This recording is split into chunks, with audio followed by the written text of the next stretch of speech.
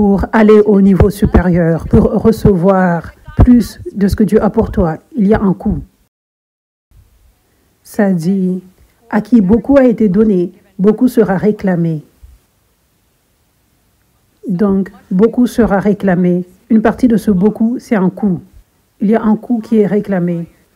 Le grand coût que j'ai découvert en entrant dans le plus avec lequel on m'avait confié était numéro 1, la persécution.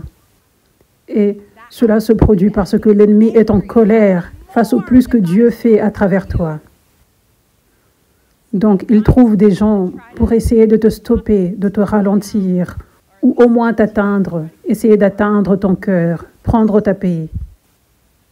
Mais laissez-moi vous dire quelque chose. Quand tu gardes tes yeux focalisés sur Jésus et quand tu continues de persévérer dans ce qu'il t'a demandé, quand tu continues d'être obéissant, le diable ne peut jamais gagner. Cette persécution ne peut jamais stopper le travail de Dieu, entraver le travail de Dieu. Amen. Et le coût en vaut tellement la peine. Le coût de la persécution en vaut tellement la peine. Ça en vaut tellement la peine. Ça vaut la bénédiction de la promesse. Voir beaucoup plus de personnes être sauvées, guéries et délivrées. Je vous le dis. En étant passé par cela moi-même, ça en vaut la peine. Ça vaut le coup.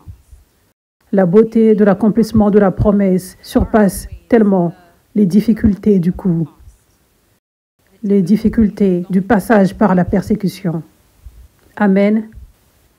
Mais tu dois garder une bonne perspective, tu dois garder tes yeux sur Jésus. Cela m'a donné une grande perspective des saisons parfaites de Dieu. Par exemple, plus l'attente est longue, plus tu seras affamé.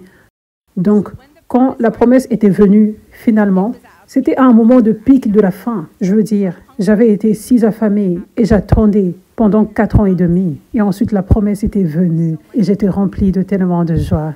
Et ensuite, la persécution était venue. Mais j'avais attendu la promesse pendant si longtemps et rien n'allait retirer la joie de l'accomplissement de cette promesse. Même pas la persécution la plus féroce. Amen.